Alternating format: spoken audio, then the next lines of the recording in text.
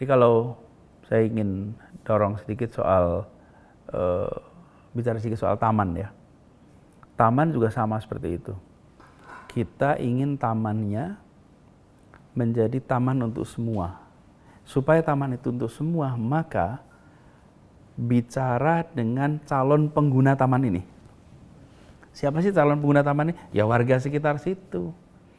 Jadi kalau kita bicara tentang ada 296 taman kota yang direvitalisasi, yang dibangun, maka bicara dengan warga sekitar.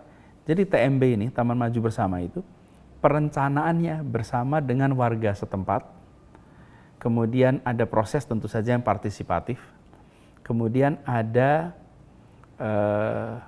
pemerataan ruang hijau, di mana semua warga juga punya akses kepada taman. Lagi-lagi tamannya bukan sebagai garden, tapi tamannya sebagai park. Kemudian desain taman itu nggak boleh template. Yang satu desain untuk semua taman, jangan. Di tiap tempat disesuaikan dengan kebutuhannya. Ada tempat di sana yang warganya mayoritas lansia, ya disiapkan tamannya untuk bersahabat kepada lansia. Tapi ada juga taman di situ yang sudah lama menjadi tempat kegiatan rekreatif. Seperti Taman Puring. Taman Puring itu memang sudah lama menjadi tempat kumpulnya komunitas parkur. Karena itu disiapkan fasilitas yang sesuai dengan kebutuhannya. Lalu ada taman yang posisinya di samping sungai. Sehingga dia pada saat musim hujan, ketika sungai airnya meningkat, didesain untuk menampung luapan air sungai, sehingga parkirnya di dalam taman. Itu pernah Pak komentar, Pak tamannya banjir. Bukan banjir, itu memang parkir air. Jadi kalau di taman diparkirin air, bukan. Ya memang begitu, nanti ketika musim kering, air sungainya turun, maka tamannya turun. Jadi, nah kita punya kecenderungan satu fungsi, enggak ini multifungsi. Lalu kita juga siapkan taman-taman ini untuk bisa membuat warga merasa bahwa datang ke taman tidak mengintimidasi. Tidak harus membuat atau menggunakan, ya karena ada perasaan kesetaraan, siapa saja bisa pakai apa saja datang ke taman itu. Beberapa taman itu di sekitarnya ada pedagang tanaman, pedagang bunga. Itu bukan dibersihkan dari tempat itu, dikosongkan, justru mereka menjadi bagian dari ekosistem taman.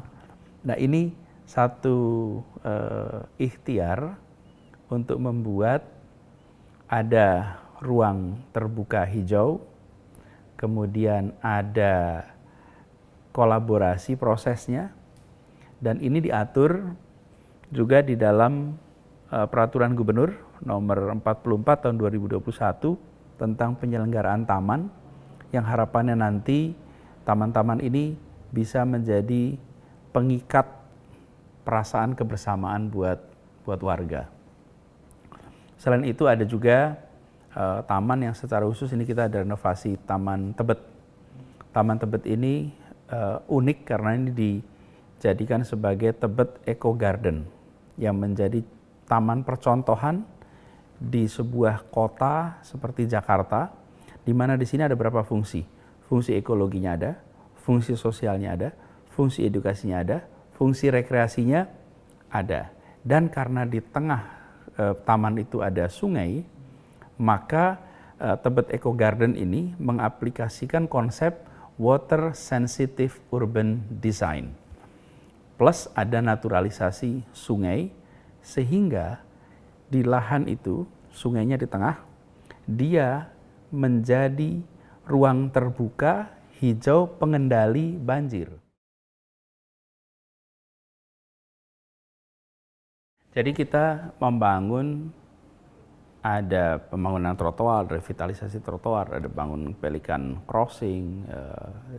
Ini semua adalah bagian dari konsep besar mobilitas penduduk di kota yang harapannya lebih sehat, ramah lingkungan. Karena itu ini sepasang. Kalau kita bangun transportasi umum, maka otomatis kita akan siapkan trotoar, siapkan pelikan crossing, dan lain-lain. Tapi kalau kita tidak bangun transportasi umum, ya nggak bikin trotoar. Kenapa? Ya dari rumah langsung ke garasi, naik motor, naik mobil, sampai ke tempat tujuan, turun, langsung ke tempat kerja. Tidak perlu ada trotoar. Nah, tidak perlu ada pelikan crossing dan lain-lain. Nah, kita bangun itu. Harapannya kita akan memberikan pengalaman unik. Dan ketika bicara trotoar misalnya, maka penataan trotoar yang kita siapkan itu menggunakan konsep complete street. Complete street itu artinya semua aspek diperhatikan dan semua fasilitas yang ada di trotoar itu dipenuhi. Misalnya, di situ ada jalur hijau, di situ ada jalur sepeda, di situ ada street furniture, dan di situ juga ada fasilitas seperti signage, wayfinding. Jadi complete street ini membuat trotoarnya lebih dari sekedar tempat kosong untuk warga berjalan kaki. Tapi di situ ada fasilitas-fasilitas penunjang. Nah, prinsip-prinsip dari complete street ini ada beberapa. Satu, peruntukannya adalah untuk pejalan kaki. Ruang pejalan kaki inilah yang harus dinomorsatukan. Kemudian yang kedua, ada konsistensi lajur. Jadi ini penyesuaian lebar jalur kendaraan. Yang ketiga, ada jalur sepeda. Yang keempat, persimpangan jalan, area penyeberangan, itu semua dilakukan redesigning. Sehingga lebih aman dan lebih nyaman. Lalu ada penataan tempat parkir, ada penambahan halte, ada penambahan area bis untuk berhenti, ada wayfinding, ada signage, dan yang tidak kalah penting, Jakarta ini kalau kita berjalan kaki di trotoar, tengok ke atas sedikit penuh kabel. Jadi salah satu dari penataan trotoar itu adalah dengan menurunkan jaringan kabel, apakah itu jaring kabel listrik, kabel fiber optik, atau kabel telepon, kabel apapun juga, itu diturunkan ke sarana jaringan utilitas terpadu, SJUT, di bawah jalan atau di bawah trotoar. Sehingga di atas tidak ada lagi. Nah, perhatikan tempat-tempat yang kita sudah tata trotoarnya, di situ pula tidak ada lagi kabel yang membentang di atas. Semuanya dipindah ke bawah. Ini adalah contoh dari penataan trotoar di Jakarta dengan menggunakan konsep complete street. Apa yang muncul sudah ada complete street ini? Jumlah pengguna trotoar melonjak sangat signifikan.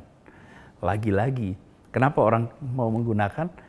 Ya karena dia merasakan pengalaman baru yang unik. Dia merasakan kota yang lebih ramah. Ini yang kita harapkan akan muncul di Jakarta. Dan alhamdulillah sudah terasakan. Kita berharap ini akan nanti bisa lebih luas lagi. Dan mudah-mudahan nanti satu saat seluruh wilayah kota Jakarta akan terasa sebagai kawasan yang ramah bagi pejalan kaki. Jadi trotoar yang tadi saya ceritakan, ada 241 km, itu tidak hanya di kawasan pusat saja, tapi juga dibangun di semua wilayah. Contohnya misalnya, kalau di utara, di kawasan Taman Segitiga. Di Jakarta Barat misalnya di Duri Kesambiraya. Kalau di Jakarta Barat di Duri Kosambiraya. Dan di timur di Jalan Layur misalnya. Kalau di selatan misalnya kawasan Kebayoran Baru, kawasan Tebet. Kalau di Jakarta Pusat misalnya Cikini, Raden Saleh, itu semua adalah contoh-contoh saja dari 241 km trotoar yang dibangun di Jakarta. Jadi ini bukan satu tempat, tapi memang benar yang paling banyak didatangi adalah di Jalan Sudirman. Tapi saya ingin tambahkan juga nih soal Jalan Sudirman. Jalan Sudirman itu dulu pusat perkantoran. Di situ pusat kegiatan perekonomian. Rakyat yang tidak bekerja di sana ya nggak datang ke Jalan Jenderal Sudirman. Nggak ada urusan. Sekarang datang ke sana untuk apa? Untuk jalan-jalan, untuk bawa anak-anak keliling, naik ke JPO, lihat pengalaman. Jadi mendadak jalan yang dulunya hanya, dalam tanda kutip, dimiliki kalangan bisnis saja, profesional saja, sekarang menjadi jalan yang dimiliki oleh semua orang. Karena kalau dulu karena kita tidak mengandalkan trotoar, maka yang lewat ke Jalan Sudirman ya mau masuk kantor. Bagi rakyat kebanyakan yang nggak mau masuk kantor, mau apa Jalan Sudirman? Sekarang tidak, Jalan Sudirman adalah jalan yang sangat demokratis hari ini. Karena siapa saja bisa menggunakan trotoar di sana, siapa saja bisa punya pengalaman di situ. Tidak harus menjadi profesional yang bekerja di kawasan bisnis sentral, tapi semua orang, semua keluarga bisa merasakannya. Ketika kita melakukan pembangunan, dia mengubah equilibrium di sebuah tempat. Ketika equilibrium itu berubah, maka muncul respon-respon baru yang mungkin tidak terduga sebelumnya dan tidak dirancang sebelumnya. Sebagai contoh, ketika kawasan Kebayoran Baru, di situ dibangun Complete Street, di situ menjadi ruang orang bisa berjalan kaki. Lalu muncul ruang-ruang yang diciptakan oleh private sector untuk menjadi pendamping dari fasilitas publik yang sudah disiapkan. Jadi proses kolaborasi itu muncul. Misalnya Little Tokyo di Mall Blok M, kemudian M Block di Peruri, lalu Kala di Peruri. Itu akan sulit menjadi tumbuh ketika semuanya mengandalkan kendaraan bermotor. Tapi begitu di situ menjadi kawasan pejalan kaki, maka tempat itu menjadi ramah. Ditambah lagi muncul integrasi transportasi umum yang dekat. Jadi CSW itu tempatnya di sudut perempatan antara gedung ASEAN dengan kantor Kejaksaan Agung. Barat timur ada bentangan koridor 13 Transjakarta, utara selatan koridor 1 Transjakarta dan MRT, tetapi tidak tersambungkan. Lalu kita bangun integrasi di situ sehingga transportasinya tersambungkan. Apa yang muncul? Yang muncul adalah kemudian kawasan baru yang menjadi tempat yang semula tidak pernah dibayangkan sebagai sebuah kawasan yang memberikan pengalaman unik. Itu contoh di Kebayoran. Ada contoh juga di Kemang. Kawasan ini dulunya banyak ditinggali oleh kalangan ekspatriat. Kemudian pertokoan dengan street frontage di jalan raya. Kemudian galeri seni juga dibuka di kawasan ini. Banyak sekali galeri seni di situ. Kemudian kita membangun trotoar. Kabel-kabel diturunkan, dibuat complete street, dan kemudian yang terjadi adalah muncul kawasan baru yang masyarakat kreatif di sana menjadikannya ini sebagai tempat mereka mengadakan aktivitas bersama. Sempat menjadi tuan rumah Indonesian Contemporary Art Design atau ICAD. Dan ini adalah contoh ketika ada disrupsi, equilibriumnya berubah dengan dibangun complete street, kemudian muncul sebuah kawasan dengan keunikan tersendiri. Nah, mungkin ini akan terjadi juga nanti di tempat seperti Pasar Baru, yang di situ mungkin akan menjadi tempat seperti Little India. Kemudian nanti akan terjadi juga di kawasan kota, yang di situ bisa menjadi Chinatown. Jadi akan muncul kawasan-kawasan yang kita merancang fasilitas ruang ketiganya, lalu private sektornya step in dan menjadi pendamping di dalam equilibrium baru di situ. Ada satu sebetulnya juga yang saya ingin ceritakan. Kita ini membangun lapangan sepak bola.